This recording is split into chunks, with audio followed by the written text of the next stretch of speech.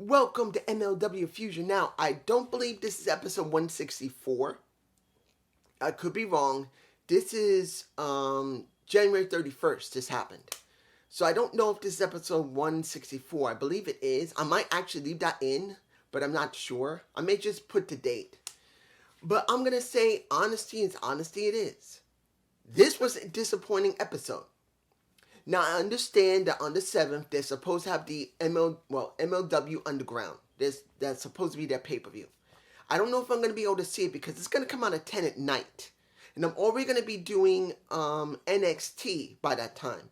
I already would have seen it, and I would have be already working on the recording for that, and then going to upload it later. So maybe, if I can, I'll try and see it the next day. Because I'm not going to be able to see, unless somebody really wants me to do Underground instead of NXT, you might as well leave it in the comments here because that's the only way you're going to get it. But I'm going to be honest here. This wasn't a great episode. It wasn't. I think it was kind of a half-assed. Even if this is an in-between episode between 163 and 164, I felt like they could have done better. Now, we got an opening with Cesar Duran. And he brings out his new acquisition. A fighter from Mexico. A fighter that has been known to destroy everybody. And it's someone that I recognize. Someone that I know. Someone that really never got very far in another promotion. NWA, it's El Rudo. Sam Adonis. Not a Chris Adonis. Sam Adonis. El Rudo. And I'm going like, really? Now, mind you, I'm not taking anything away from the actual guy.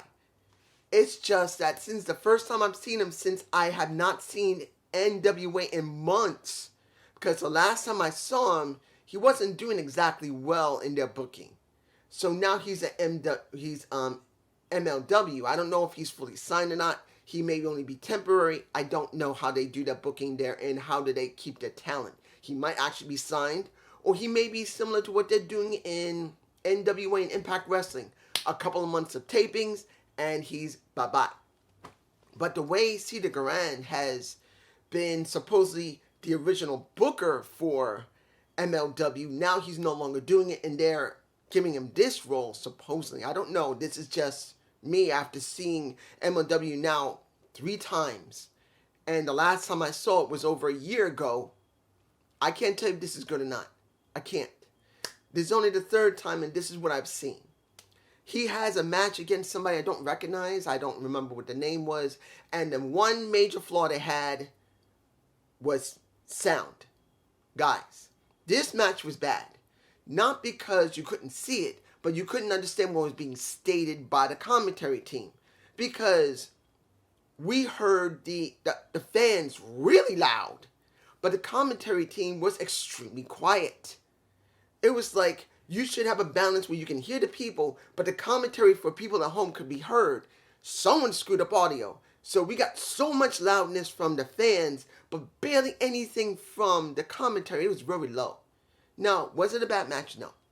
I'm not going to say it was. But to be honest, I kind of wish if this wasn't a regular Fusion episode like 164, this should have been left out for the next episode. Because what happened at the end of the night. Now, you could have actually still had Durant just introduce El Rudo. But they didn't need to do that. I'm just saying. Now, we get the really good match of the night, which kind of pisses me off a lot. Dragon Gate. Since they're working with Dragon Gate, we got a match for, what was it called? The Open Dream Gate Championship, I believe that's what they call it. I don't know. I've never really seen Dragon Gate, but only heard about it. And maybe seen a clip of it once. Maybe twice. I think once or twice. It's been so long. But essentially speaking, we got to see Shin Skywalker. And I believe I've seen him on, I think I saw New Japan Pro Strong last year. Maybe once or twice. And I do believe he's seeing him there. And I could be wrong. I'm not saying that he was there, but I think I remember him. Because I don't think he was on AEW. And he was not in Impact. He wasn't. So, seeing him there was kind of familiar, but then not.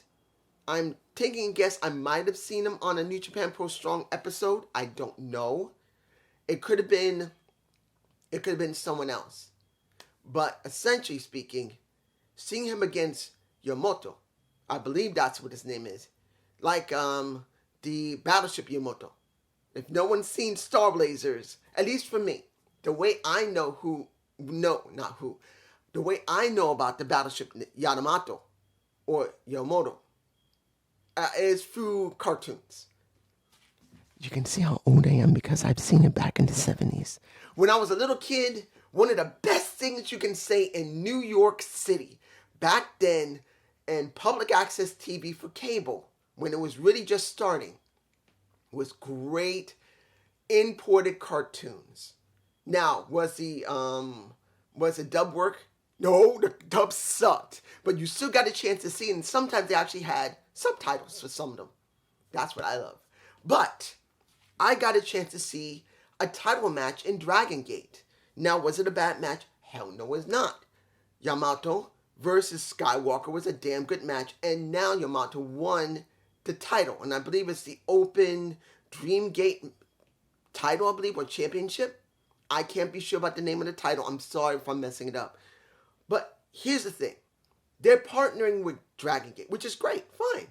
If you got some of the people in Dragon Gate working also in MLW, there's no problem with it. This is actually something I wish Impact had done more of when they were doing it back, 2016, 17, or 18, at least until they stopped.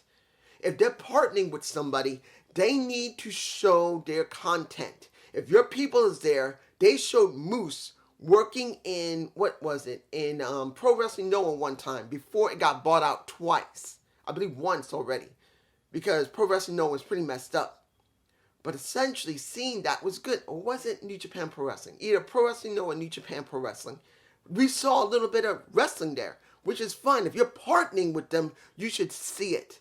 And if they let your people work in their pay-per-view, you don't have to show a full match. Just show a snippet of their show, of their regular show, or at least a snippet of the match of maybe about a minute or 30 seconds to show what your people did. That is the way you really show that you're working with another promotion. Seeing this was great. And if I'm going to see Yamamoto or Shin Skywalker on MLW, counting if I continue doing this, because it looked like at least a couple of people like it after the second episode I did, I'm glad to see him. But that's if this is not a one-off or not, and this is something they had to do because of obligation. I'm hoping not. The match that pissed me off, well, before I get to that, let me say this. Was it good to see that club? I can't remember what is it called. Bowaji. The Bowaji Club. I think that's what they call it, the Bowaji Club. It's only the third time I'm watching this guy, so I don't know. But if that club is called Bowaji, I'm not sure. It's interesting seeing these guys preparing to take on pretty much David Hart Smith and trying to get gold. And David, he spoke along with the Bristol Bulldogs, showing the grandson, I believe, of Dynamite Kid. So that's interesting. Was it the nephews? I believe the nephews of Dynamite Kid, I believe. But essentially speaking, it was good to see. Now, the thing that truly pissed me off was that the match that supposedly closed the show had only maybe 7 minutes, not counting commercials. No, counting commercials. I take that back. They also put commercials in that, so it was roughly maybe 6 to 7 minutes. 6 minutes maybe. And that is Taya Valkyrie versus Trish Adora. You put the... Calm down. We had the same problem with audio, but in reverse. We heard a huge... Well, first we heard just one of the commentators in the beginning. No Matt Striker. There was a commercial. Then Matt Striker's there. The commentation is hugely loud. And you could barely hear the crowd. And I'm going, what the hell is going on? Don't they take care of their business when it comes to audio? I am like, what the hell is this? Second, you got a featherweight match. You're actually supposedly finally giving women time on your damn... Calm. I know women's wrestling is still not very big and strong. But it's not the point. The point is you're showing it as your final match of your damn show. And the most you give them is what? 7 minutes? 7. You had a longer match in the very opening of the show with Sam Adonis. You could have just introduced him, spoke a few minutes, and then left. Let the Dragon Gate match happen and give these women 10 to 15 freaking minutes. Really? Really, it's not the point if the match is good or not. The point is that you're promoting the featherweights now. You're promoting women on your damn product. Show you're actually meaning it. This was bullshit. I'm sorry. If anybody likes this, more power to you. And I don't even know if this is an in-between episode between 163 and 164. The only thing I know is where I saw it, they just gave the title. Well, not the title, but the month. They just gave it January 31st. Usually, you can see, because they'll say this is 164, this is 162, this is 160, on the place that I saw this. Because I didn't see it on Tuesday. I couldn't. I was watching NXT. So, the replay I got usually will give you the title of it, so I can get a good idea that this is the next episode, or this is an in-between episode like Power Surge when it comes to NWA. Because you got NWA Power, you get Power Surge, sometimes you get an extra episode in between, like something special, and then to go back to NWA Power again. You usually will get something in between, so I don't know if there's an in-between episode. I'll probably just put the date instead of putting the episode day, or episode, no. You see I'm angry. Taya deserved better. Now, mind you, when it came to Cesar Durant saving her, I believe she didn't need to be saved. But I can understand that they want to try and promote that Cesar Durant will do whatever he can for his clients, that the people that he's gotten possession of. He will help them cheat if necessary. There's nothing wrong with that. Nothing wrong with it at all. But I know Taya doesn't need to be jobbing so heavily toward Trish Adora. And I don't like... It's not that I don't like Trish Adora. She looks like she's interesting. She looks like she has the ability, but she's not Taya Valkyrie. And she didn't even need to job here. In other words, for Taya, need to get help. I'm just saying, this has just angered me. You could have taken out the Arudo match.